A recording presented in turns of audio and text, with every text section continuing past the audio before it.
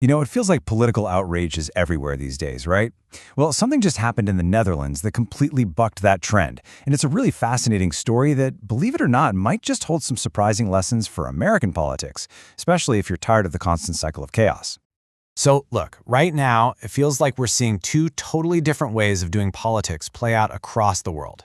You've got chaos politics on one side. It's all about outrage, creating instability, and just spectacle.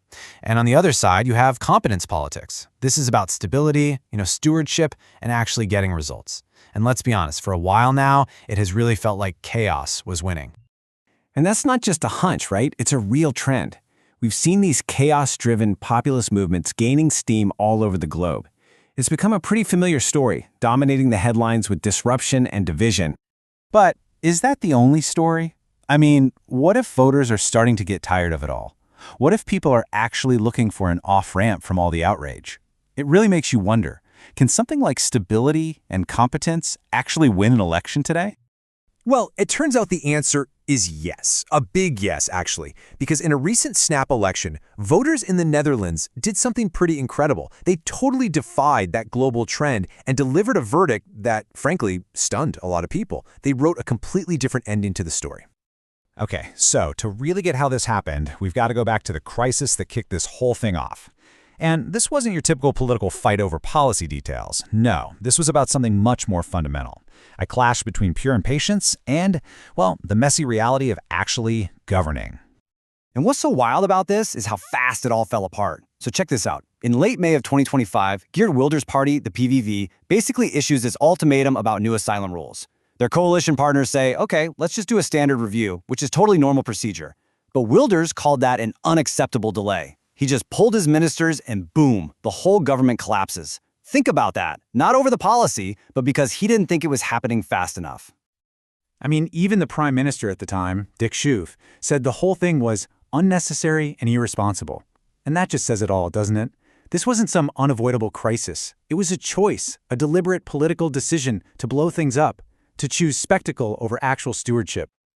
All right, so the government collapses. Chaos ensues.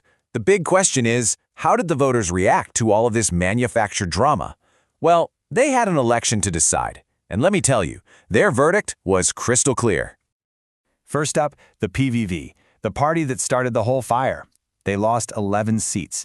That's a pretty clear message from voters who were just plain tired of the games. But here's where it gets really dramatic. The NSC party, a new group that ran on a promise of better governance, well, by going along with the chaos, they were completely wiped out. They lost all 20 of their seats. Just gone. It's an incredible cautionary tale. Voters didn't just punish the instigators, they punished anyone who even touched the chaos. Okay, so that's what happened to the chaos crew. But on the flip side, you have this. The D66 party, led by a guy named Rob Jetten, ran on a simple message: stability and competence. And the result? They gained a whopping 17 seats. It was the best result in their party's history. Just incredible.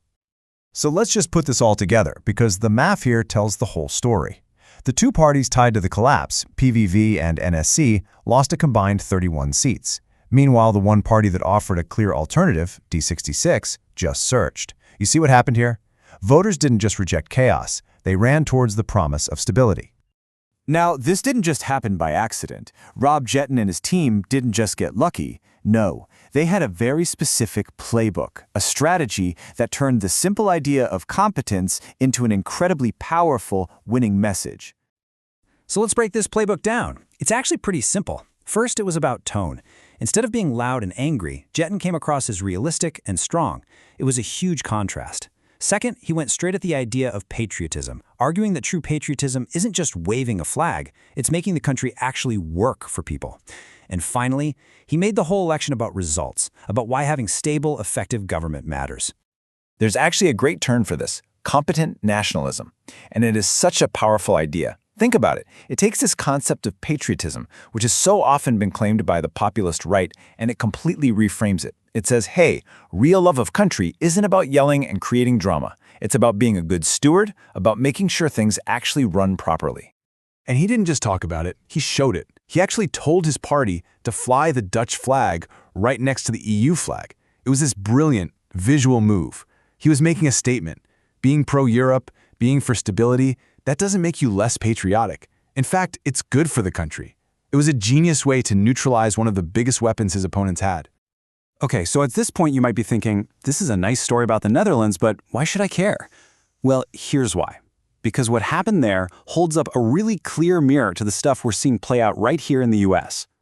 It really forces us to ask some big questions. I mean, our political system so often seems to reward the loudest and angriest people in the room.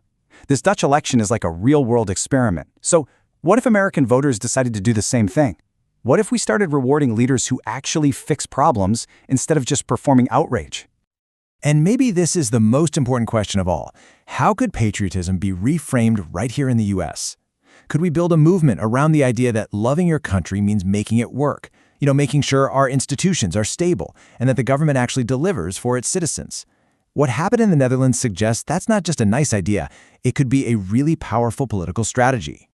So all of this brings us to one last really important takeaway. This isn't just about being the boring, sensible choice. It's about creating a totally new and maybe more meaningful kind of patriotism. And here it is. The big lesson from the Netherlands is that things like stability, integrity, and truth, they can beat fear and chaos. But, and this is a huge but, it only works if that message is delivered with real pride and confidence, not like some kind of apology. Competence can't just be a quiet virtue in the background. It has to be a banner you wave proudly. And if that happens, well, that's an idea that could change the whole game.